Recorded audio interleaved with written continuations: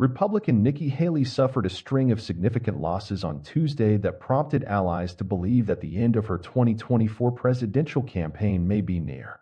She did not appear in public as officials counted ballots coast to coast late into the night.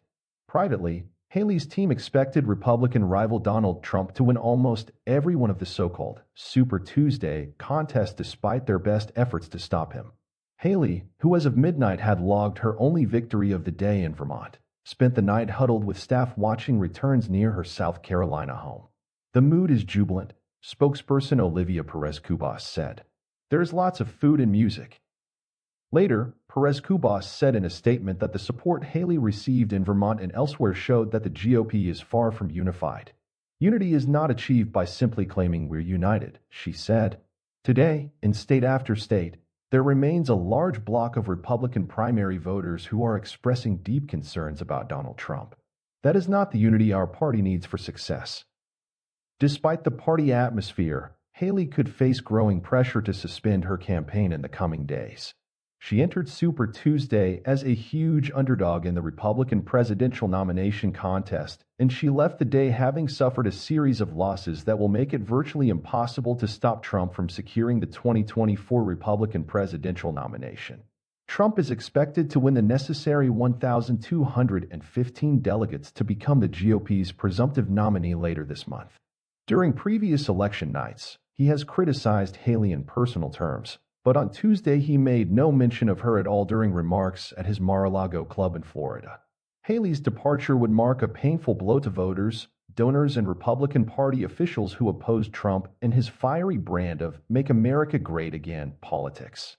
She was especially popular among moderates and college-educated voters, constituencies that play a pivotal role in general elections, but represent a minority of Republican primary voters. New York-based Republican donor Eric Levine, a fierce Trump critic, said he was disappointed by Tuesday's results and would respect whatever decision she makes about the future of her campaign.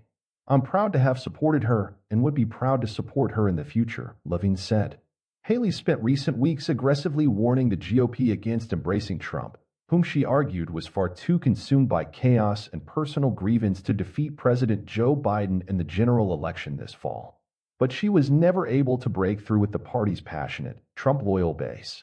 Still, Haley's allies note that she exceeded most of the political world's expectations by making it as far as she did. Her candidacy was slow to attract donors and support after launching in February 2023. But she ultimately outlasted all of her other GOP rivals, including Florida Governor Ron DeSantis, fellow South Carolinian Senator Tim Scott, and former Vice President Mike Pence. Her candidacy was fueled by moderate voters and even some Democrats. In South Carolina and Iowa's primary contests, about 4 in 10 Haley voters supported Biden nearly 4 years ago, according to AP Votecast. Roughly half of her New Hampshire voters cast ballots for Biden. Such voters represent a minority within the GOP. They constituted anywhere between 11% and 24% of GOP voters in each of the 3 contests, putting a low ceiling on her support. Many of Haley's remaining supporters said they voted third-party or didn't vote in the 2020 general election, also a distinct minority of voters in GOP nominating contests. Trump's voters, meanwhile, were overwhelmingly white, mostly older than 50 and generally without a college degree. But if Haley lacked broad popular support within the party, she had strong backing among people willing to spend money to help the last remaining GOP alternative to Trump.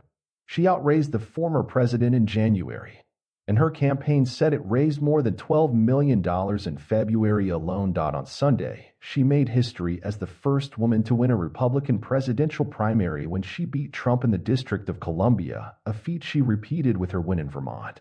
But as the votes continued to come in late Tuesday, her chances of building on that breakthrough had diminished considerably.